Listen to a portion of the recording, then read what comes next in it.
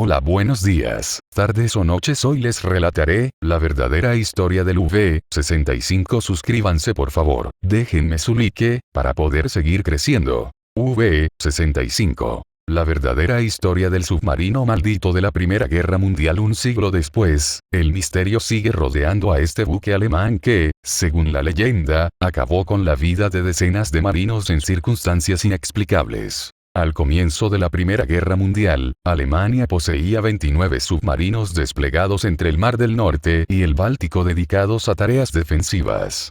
Un número que fue en aumento cuando estos demostraron su poder como arma de combate. En febrero de 1917 ya contaba con 105 listos para entrar en acción y capacidad para suministrar otros 120 para reemplazar a los hundidos. Pero a ninguno de ellos le ha rodeado tanto el misterio como el V-65, a través de una serie de historias sobre el extraño e inexplicable destino su tripulación que, aún hoy, siguen dando de por ciertas. Según cuenta la leyenda, los trágicos sucesos de este submarino maldito comenzaron antes de ser botado al mar en los astilleros de Brujas, Bélgica. Su primera víctima habría sido uno de los operarios que trabajaba en cubierta, que fue aplastado por una viga de la cubierta a la que se le soltaron las cadenas. Poco después, cuando fue lanzado al agua por primera vez, en 1917, otros 3 tripulantes fallecieron asfixiados en la sala de máquinas por los gases del motor mientras comprobaban la maniobrabilidad del buque. Nadie pudo explicar por qué no salieron tranquilamente, pues les habría dado tiempo de sobra. La realidad de este modelo de submarino en la guerra era bien distinta. En los 3 primeros meses de 1917, los U-Boot habían hundido ya más de 1 millón de toneladas enemigas. Y durante el mes de abril, otras 881.000, una cifra récord que hizo temer a Gran Bretaña por la victoria de los alemanes. Era un arma eficaz, pero el relato que trascendió décadas después sobre el V-65 era otro. No hay más que leer el siguiente incidente, cuando supuestamente realizaba unas maniobras conjuntas junto a otros submarinos de la misma clase. Antes de ordenar su primera inmersión, el comandante Martínez Cheye mandó a varios marinos a que comprobaran, cerraran y aseguraran todas las escotillas del buque. 2 obedecieron, pero el tercero reaccionó de forma inesperada. Sin decir una sola palabra, se dirigió a la cubierta y se arrojó a las hélices por la borda, donde murió descuartizado. Sin tiempo para guardar el más mínimo luto, cuenta la leyenda que, inmediatamente después, se produjo la inmersión hasta los 10 metros de profundidad. En ese momento, el submarino, sin embargo, se hundió de repente hasta el fondo. La tripulación entró en pánico al ver que la presión hizo crujir las paredes de la nave y el agua comenzó a filtrarse e inundar algunos pasillos. Habría estado 12 horas en las profundidades, mientras el oxígeno se agotaba y sin encontrar una explicación a lo sucedido para poder solucionarlo. La tragedia parecía inevitable, cuando, de repente, el sumergible comenzó a ascender. Salió a la superficie justo a tiempo para salvar de la asfixia a toda la tripulación, aunque 2 miembros fallecieron, supuestamente, a causa de los daños sufridos en los pulmones. Las autoridades militares ordenaron trasladar el submarino a los astilleros para su inmediata supervisión. Según el relato, no encontraron ninguna avería. A pesar de esta concatenación de infortunios, se impusieron las necesidades del esfuerzo bélico alemán y la nave fue declarada apta para el servicio. Todo parecía recobrar la normalidad en torno al submarino maldito y se ordenó que fuera cargado de torpedos.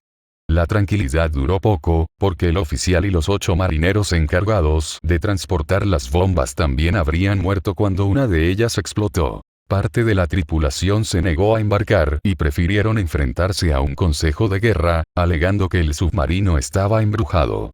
Este fue enviado de nuevo a los astilleros para su reparación, en un trayecto en el que se produjo otro incidente que entra ya en el plano de lo paranormal. Uno de los marinos encargados del supuesto traslado aseguró, presa del pánico, haber visto a uno de sus compañeros muertos sobre la cubierta que le miraba fijamente con los brazos cruzados. En ese momento, la nave entera era ya presa del miedo. Uno de los marineros capturados al intentar huir aseguró que también había visto a su compañero fallecido observándole. Una confesión a lo que habría seguido otro suicidio en extrañas circunstancias. A pesar de todos estos sucesos, el submarino V-65 recibió la orden de partir hacia el estrecho de Dover. Un viaje en el que, según la leyenda, parte de la tripulación seguía viendo a los fantasmas de los marinos.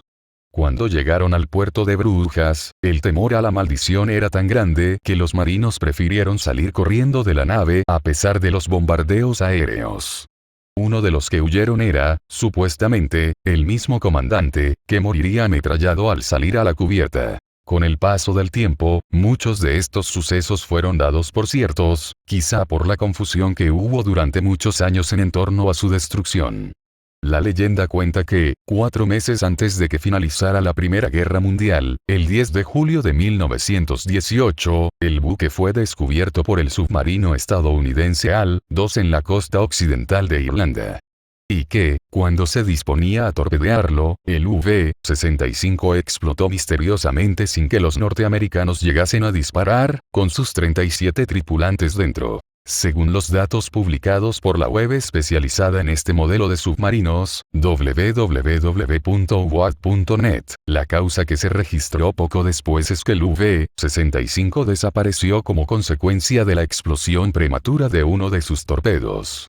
Una versión que podría coincidir con la leyenda, pero luego aclara que realmente estuvo en activo al menos hasta el 14 de julio, ya que en esa fecha hundió al velero portugués María José frente a la isla de Lundy.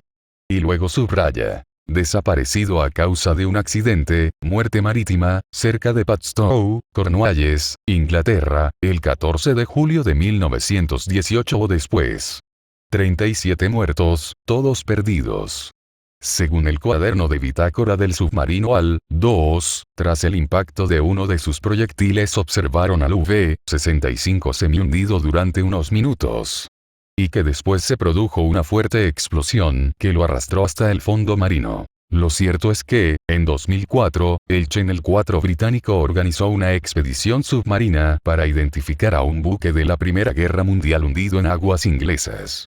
El estudio realizado por el arqueólogo Innes McCartney y el historiador Axel Liestle confirmó que se trataba del V-65, pero no mostró indicios claros de que hubiera sido atacado. Con los datos recabados, otros expertos apoyaron la tesis de que el submarino se había hundido como consecuencia de un accidente. Por otra parte, los investigadores George V. y Michael Goss aseguraron que versión sobre el impacto de un torpedo enemigo fue inventada por el periodista Hector Charles Biwater, 1884-1940, bajo el seudónimo del Dr. Hecht. En lo que respecta a la historia de los fantasmas tampoco hay un consenso claro. La versión más conocida de esta fábula de la Gran Guerra se publicó por primera vez en julio de 1962, en la revista Blackwords.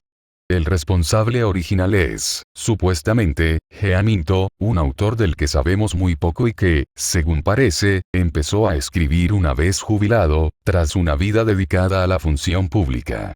Otros achacan su autoría al escritor neoyorquino Charles Berlitz, fallecido en 2003, famoso por sus libros sobre fenómenos paranormales y de cuya obra El Triángulo de las Bermudas se vendieron cerca de 20 millones de ejemplares. Aunque nunca llegó a esclarecerse del todo, lo cierto es que durante los años 60 y 70, el fantasma del V-65 ya aparecía en numerosas antologías, TVOC, incluso, libros ilustrados para niños. De esta forma adquirió una apariencia de realidad.